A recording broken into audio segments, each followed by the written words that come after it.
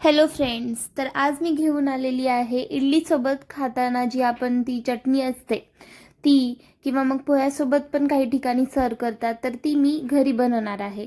त्यासाठी मी यामध्ये घेतले खोबरं, शेंगदाणे, अद्रक, लसूण, हिरव्या मिरच्या पण घेतलेल्या आहेत आणि चवीसाठी मीठ टाकलेलं आहे. तुम्हाला हवे असतील तर तुम्ही डाळ देखील ॲड करू शकता त्याच्यामध्ये थोड्या काही प्रमाणामध्ये. मग ह्याला बारीक करून घ्यायचं आहे.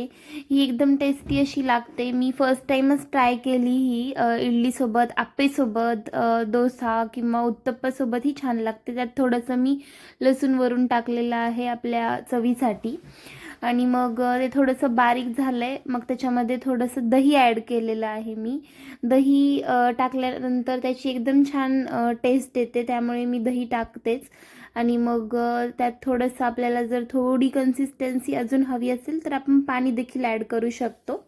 तर मी इथे पाणी ॲड केलेलं आहे. तर मग हे व्यवस्थितपणे मिक्स घेऊन अजून एकदा मिक्सरवर ते बारीक करून घ्यायचं आहे. तर मग ते बारीक करून घ्यायचं आहे आता. आणि याच्यानंतरची तयारी काय, तर ह्याच्यामध्ये फोडणी आपण करून टाकतो.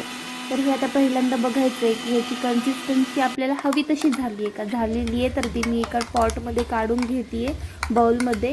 तर ही कन्सिस्टन्सी अशीच हवी. तुम्हाला थोडीशी पातळ हवी असेल तर तुम्ही पाणी त्यात ॲड करू शकता.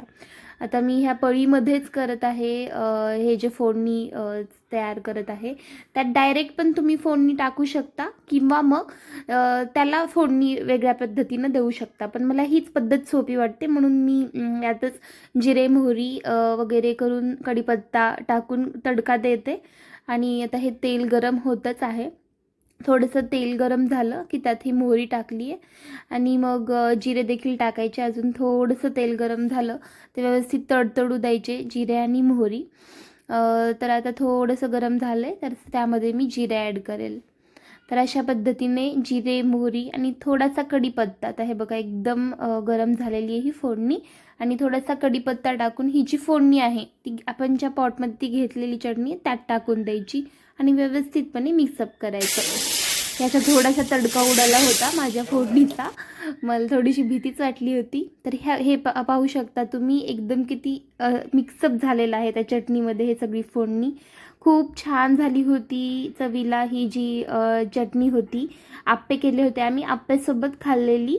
तुम्ही नक्की ही रेसिपी ॲज इट इज माझ्या पद्धतीने ट्राय करून बघा. आणि चॅनलला नक्की सबस्क्राईब करा. थँक्यू.